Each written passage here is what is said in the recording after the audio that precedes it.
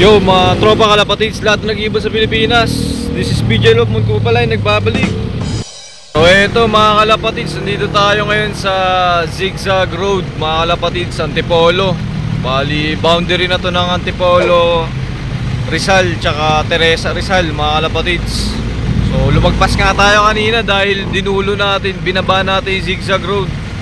Pag binaba mo pala yun, Teresa na mga kalapatids. Pero kaya ginawa natin, gumit na tayo ng Zigzag Road. So ito, nandito tayo mga kalapatids. Time check tayo mga kaibon, 6:30. So ayan, ito yung view natin mga kalapatids. Medyo maganda-ganda. Ito mga kaibon, pinagpapahinga muna natin yung mga kalapati natin mga kalapatids. Pala yan So yan, nakakotse naman tayo mga kalapatids, kaya medyo maginhawa naman sila. Medyo relax lang naman sila nung biyahe natin. Bali, ito nga pala, total of 27 birds tayo mga kalapatids. Di ko alam bakit. Isa lang naman ang dinagdag natin mga kaibon. Natandaan nyo, ang plano natin is 25 lang, di ba mga kalapatids? So magiging 26 kung sinama natin yung old bird. Pero pagkabilang ko kanina 27 mga kalapatids. Tingin ko may naisama akong young bird. Pero bahala na mga kalapatids, kasi ang hirap malaman kung anong ano niya, kung sino yung young bird mga kalapatids na naisama natin. Pero may naiwan tayong isang young bird doon mga kalapatids. Tingin ko hindi kasi makakasabay yun mga kalapatids. So naka-ready na rin yung drone natin mga kaibon. Siguro in 30 minutes, mga alas 7, magpapakawala tayo mga kaibon So dito sa location natin, wala pang nagpaparonda dito or nagpapakawala mga kalapatids. Wala tayong nasisilayan na mga lumilipad na ibon dito or mga club mga kalapatids. Time check tayo, 6:35 na mga kalapatids. Eto, maganda yung view natin dito mga kaibon. Wag sana nilang akalain Lamesa Dam yun mga kalapatids, dahil pasensyahan talaga mga kaibon. Nilagpasan natin yung Cloud9 tsaka yung mismong tuktok mga kalapatids. Pa boundary na tayo ng Teresa mga kalapatids. So maganda tong site na to mga kaibon. Maluwag So tingin ko okay na. Ang magiging sagabal na lang dito mga kalapatids yung mga wire. Ayan lang. Pero sana dito sila tumbok yung mga ibon mga kalapatids. So okay, set up natin yung drone natin, tapos papakawalan na natin sila. So yung mga kalapatids, bali habang nagpapahinga yung mga kalapati natin, mag-exhibition muna tayo ng drone. Magpapalipad muna tayo ng drone mga kalapatids.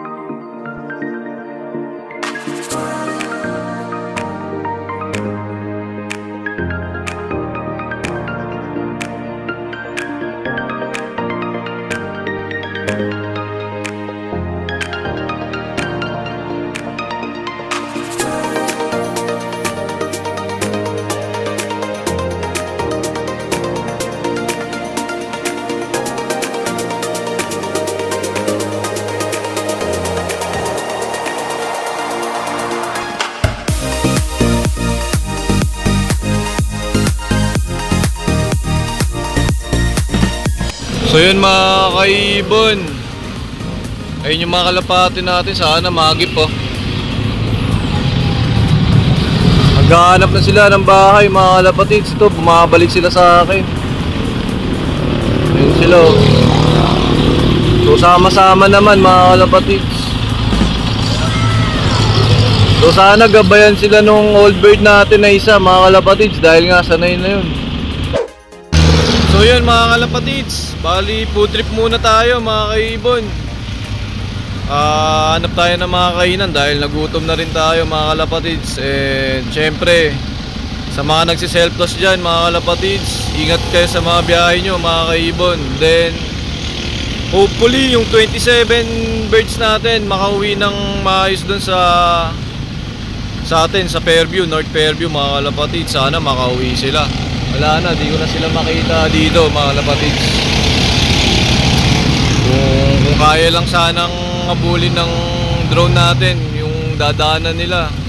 Kaso hanggang 3 kilometers lang yung kakayahan ng drone natin mga kaibon. So yan, na-release natin sila, wala namang naiwan mga kalapatids. So hopefully yung 27 birds pag-uwi natin mamaya kumpleto sila mga kalapatids. Ayun lang, happy flying mga kaibon. Ito mga kalapatids, nandito na tayo. Time check tayo, 9 PM mga kalapatids. 9 AM mga kalapatids. Tingnan natin kung kumpleto mga kalapati natin.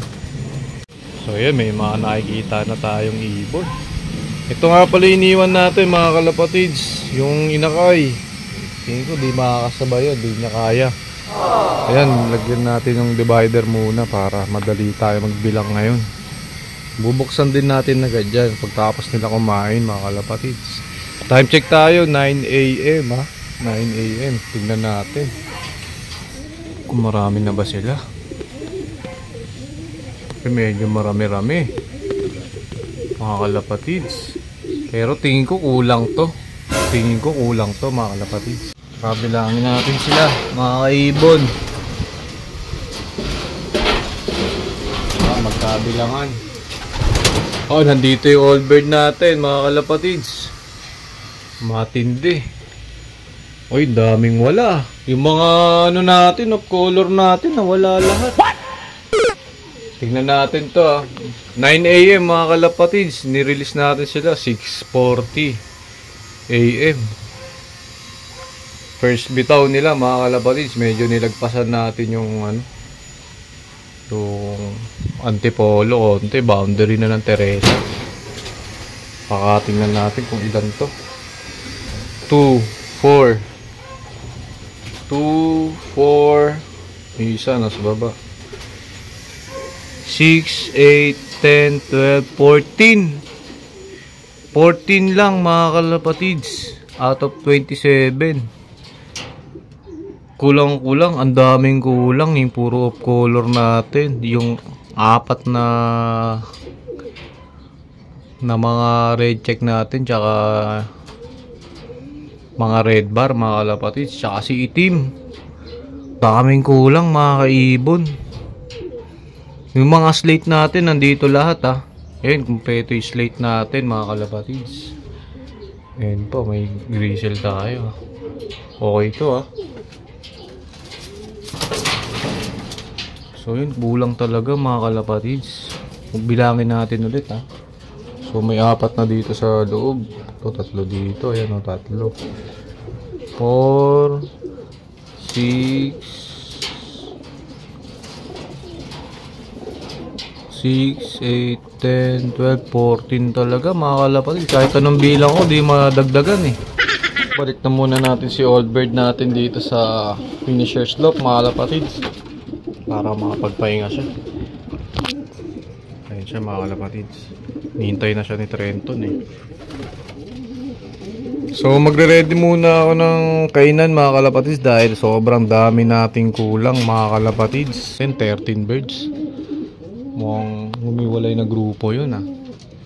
Saan kaya napunta? Talaga wala eh. Wala sa paligiran mga kalapatids. Naunahan ko pa yung 13. Pwede sa pooling yun sa sprint race. Sana walang madisgrasya. Ito mga kalapatids, nakaktuhan natin si tukod to mga kalapatids, mga tukod. Ito si Pula, nandito na mga kalapatids, oh. Hindi hinihingal. Tumukod to. Tukod na mga kalapatids. Ito sinarado muna natin para ma-monitor natin yung mga darating. Ito naka-ready na rin yung natin. Yung pa-vitamins natin sa kanila. Though nag-iwan na rin tayo konting-konti. Inubos agad na itong mga to. Mga kalapatids, ang lakas nila. Ininom nila agad. Ayun na, lumalawit na yung lalamunan ni Mukhang siya yung nakita akong dumadapo dun sa poste dun sa Antipolo, mga kalapatids.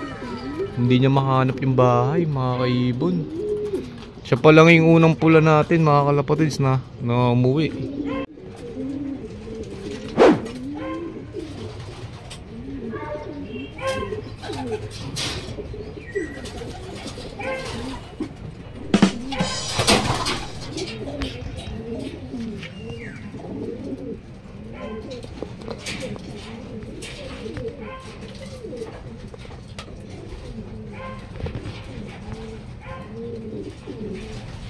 Pakain muna tayo mga kalapatids ng 15 birds natin.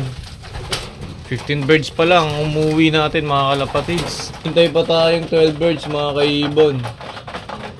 Awit na yan. Ayun, malakas naman sila kumain mga kalapatids. Wala namang na-stress. Siguro stress pa rin to mga kaibon, pero lalo yung mga na-late, yung mga di pa umuwi, mas stress yun mga kalapatids. Tumukod yun. Kasi nga, nagbitaw nga tayo, 6:40 AM. Eh, ang NHPC, 6:45. Baka napasabay yung iba natin doon, nahigop, mga kalapatids.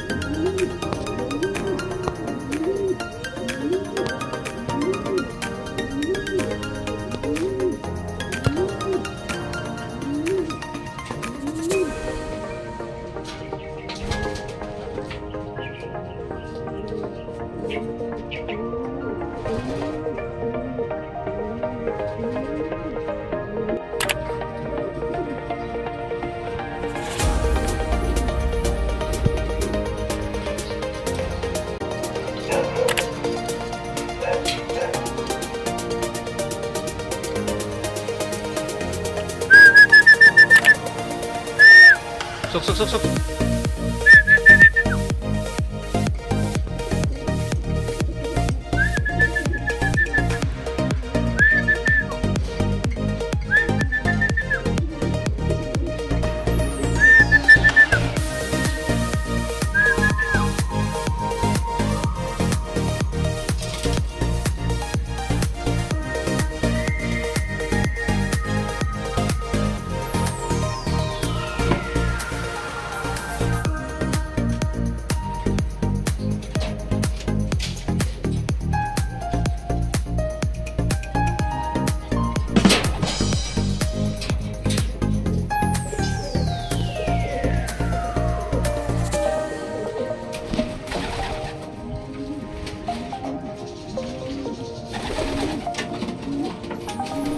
So ito mga kalapatids, meron tayong 2, 4, 6, 8, 10, 12, 13. Sumobra pa mga kalapatids. And then meron pa tayong padagit yata dito. Meron tayong ganyang kulay.